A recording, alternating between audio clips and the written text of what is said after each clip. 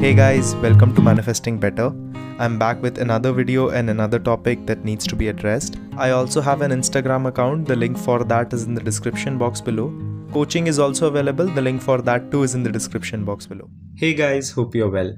So I'm back with another video, and this video is something I had promised you guys 2-3 videos back, where I mentioned that I would be talking about forgiveness while manifesting a specific person.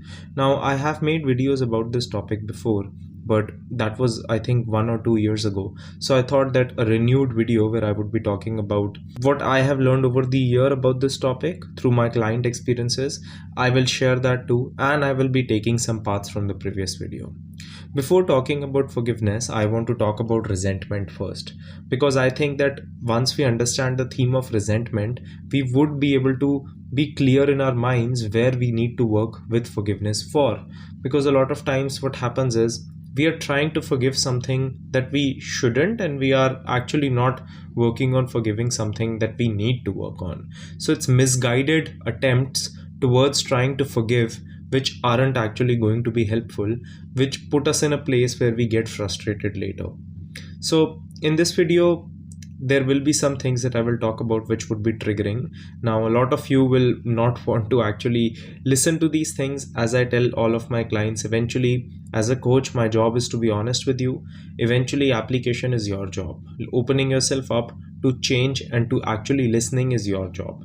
So let's get into this. I will try to diversify this in parts so that we can understand it properly. Now, the first thing that you have to understand while manifesting a specific person is that no one is actually pushing you to go after this person in the first place.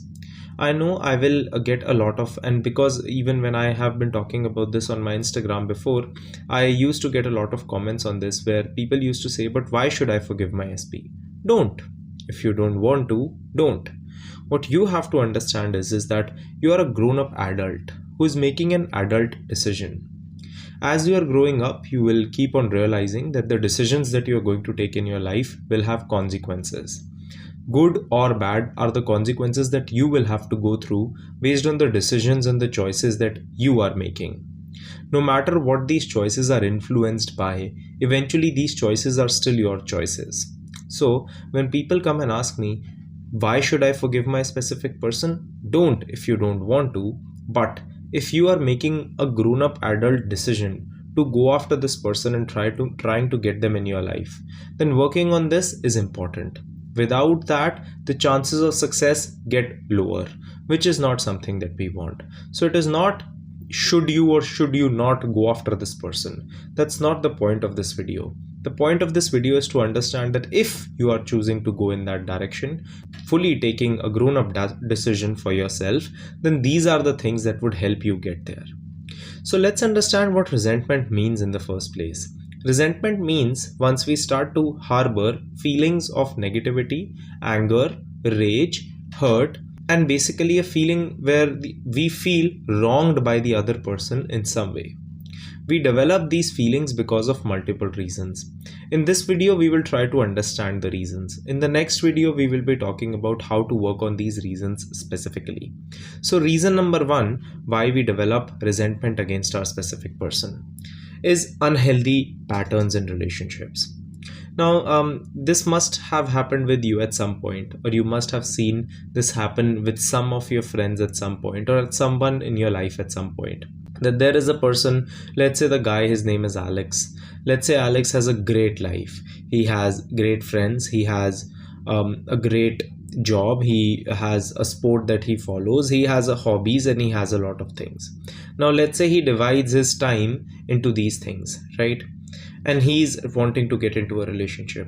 Let's say he finds a woman and he gets into a relationship with her, and eventually, because he has unhealthy patterns and he isn't able to diversify his life properly, what he does is that he divides the time in a very wrong way, where what he does is that he gives most of the time to the person and then starts to decrease all the time from the other things, right? This is just one example. And let's say eventually what happens is this person is not the same. So they actually have a life where they are creating their life for themselves and they are focusing on their life for themselves. Now, this person, Alex, will develop eventually resentment against this person for not giving him enough time, when the eventual thing is that he should have had a life outside of this person in the first place. So here the first reason that you can develop resentment is when you have unhealthy relationship patterns, when you don't realize how a healthy relationship looks like, because of which you set very unrealistic expectations for the person, which the person eventually can only meet for a while but will not be able to meet for a long term basis, and then you start to hate the person for changing when you are the one who didn't change. That's the first thing. Second reason why we usually develop resentment against someone is when we chase. So let's say the same person, Alex, now broke up with this, like now gets broken up with, right? And now he wants to manifest this person back in his life, and he's working on trying to manifest this person. He's consistently texting her, he's texting her friends, he's stalking her. She's actually out there, she probably is in a coffee shop, let's say, and she posts a story about it on Instagram, and Alex gets triggered. How dare she enjoy her life without me? How is she not responding to me? She said XYZ, but she is not doing that. Now the thing is that she's actually living her life, right? Where Alex, because he's chasing her, he's developing resentment against her. He has this version of her in his mind, which is, let's say, the X version of her. But right now she's not that person. Right now she is the Y version of her. Instead of accepting her as the Y version now, and that does not mean she cannot change later, instead of accepting her as the Y version now, he's comparing the X version with the Y version. Because of that, he's harboring resentment. Whenever he's, for example, texting her, in his mind he's living in the end, and he's hoping that she will text him back as a girlfriend. But in the world, that's not the situation as of now, because of which she isn't. And every time she isn't, he's developing resentment against her. He's thinking, why is she not doing this? She's such a bad person. She's such a this, she's such a that, because she's not texting me back on time, right? The resentment in itself doesn't make sense in this way, because the resentment is created because of, one, your unrealistic expectations in the current moment, because of your chasing habits. If you weren't chasing, you wouldn't develop this resentment in the first place.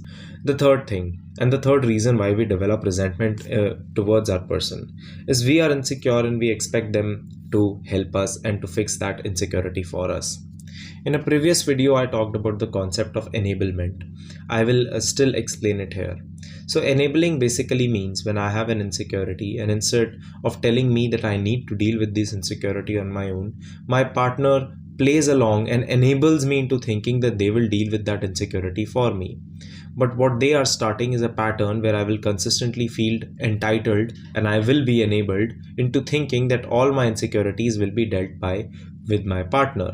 An example of this would be, let's say Alex now has a trouble with her girl actually talking to any of her friends, right? Because he thinks that these friends are out there and they are single and they must be influencing her, right? So now, because he is insecure about it, he tells this to the person, instead of actually telling Alex back that, hey, I understand where you're coming from, but me and my friends don't do anything like that. I'm reassuring you, but I'm not going to stop doing that. Like, eventually we need to find a balance. This person says, okay, Alex, just because you say so, I will do this. Now she does it once, she does it twice, she does it thrice. What this does is that it enables Alex. It makes him think that, oh, every time I have an unrealistic and an insecure demand, that would just be met, right?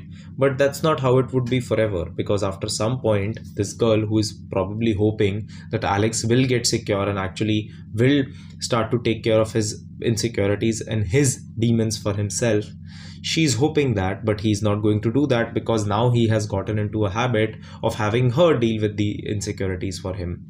Eventually, once she starts to go out with her friends, he will develop resentment. If she doesn't go out with her friends, she will develop resentment, because she will consistently blame him for not allowing her to do that, and he will consistently blame her for actually doing what she should have done in the first place, right? So that is another big reason why we develop resentment against the person that we are in, because in the past they have enabled us, and now that we are building a healthy habit, we are thinking that they should still enable us when that's not their job. The next thing is, we are actually resentful against ourselves. So in this situation, for example, we are resentful against ourselves because of multiple reasons. One reason that we are resentful against ourselves is because we have unrealistic and unhealthy boundaries. So for example, if this girl calls Alex now, he has feelings for her, but this girl called him as a friend as of now.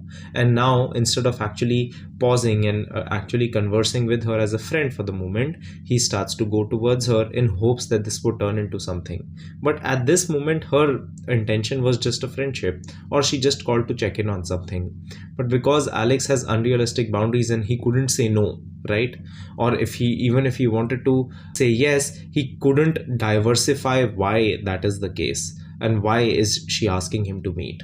He starts to develop resentment against her, which is something which is very unhealthy in the first place. Another example of this would be if I look at it from the girl's perspective.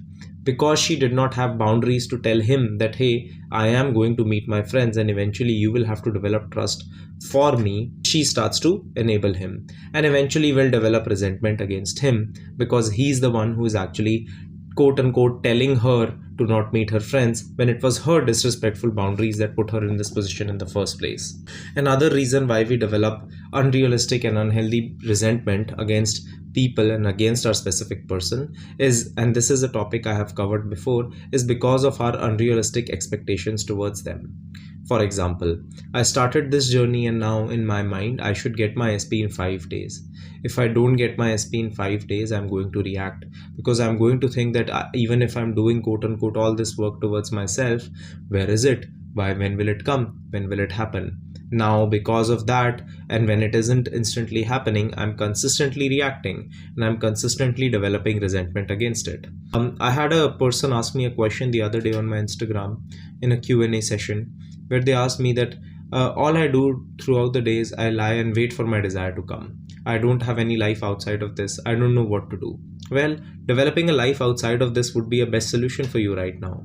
Because if you are sitting there and just waiting for your manifestation to come consistently, first, there is no reason for it to come that way. Second, even if it comes, that opens up a whole new section of problems for you. Because a part of you is thinking that that coming will solve the problem for me, when it won't. It will just create more problems for you. Because till now you were able to project your insecurities onto the manifestation. Now when it will come, you will have nothing to project your insecurities onto. So I hope this video helps you. I will post the next video in 1 or 2 days where I will be talking about how to work on these things. I would also like for you to comment down below which one of these do you think you have, so that if there are any specific questions I can cover them in time. So I will see you in the next one and hope you have a good day. Click the like button if you liked the video. Subscribe and turn the notifications on for more such content. Comment down your video suggestions and I will see you guys in the next one.